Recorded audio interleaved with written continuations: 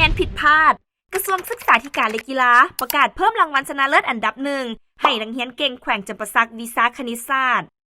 วันที่27เมษายน2026กรมสามัญศึกษากระทรวงศึกษาธิการและกีฬาได้จัดพิธีมอบรับรางวัลชนะเลิศอันดับที่1ให้แก่นักเรียนเก่งแขวงจำปาสักโดยการเข้าร่วมของท่านปริญญาเอกนางดาราวรกิตติพันธ์รองรัฐมนตรีกระทรวงศึกษาธิการและกีฬาและภาคส่วนที่เกี่ยวข้องเข้าร่วม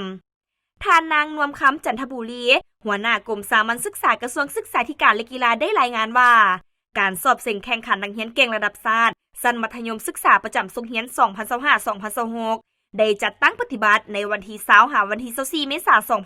2026และได้จัดพิธีประกาศผลมอบรับรางวัลการสอบเส่งแข่งขันนักเรียนเก่งระดับชาติชั้นมัธยมศึกษาประจำทรงเรียน2025-2026ในวันที่24เมษายน2026มาฮอดวันที่27เมษายน2026กระทรวงศึกษาธิการและกีฬาได้ประกาศรางวัลเพิ่มเติมอีก1รางวัล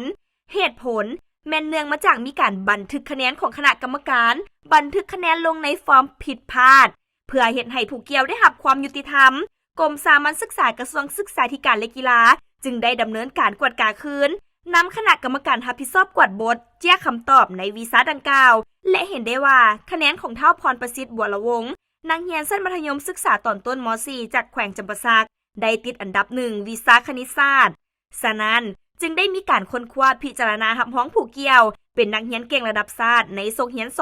2025-2026ประเภทที่1วิชาคณิตศาสตร์ชั้นมัธยมศึกษาตอนต้นม .4 พร้อมทั้งเสนอให้ได้รับเหรียญคำและเงินรางวัลตามจำนวนที่นักสอบเสี่ยงคนอื่นได้รับในประเภทเดียวกันและได้ออกข้อตกลงคืนใหม่เพื่อเปลี่ยนแทนฉบับเลขที่1890/สสกลงวันที่23เมษายน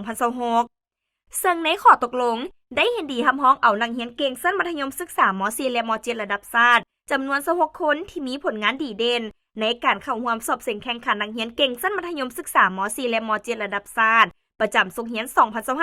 2025-2026ที่สามารถยัดได้คะแนนดีเลิศอันดับที่1อันดับที่2และอันดับที่3ที่นครหลวงเวียงจันทน์ในครั้งวันที่20ถึงวันที่24เมษายน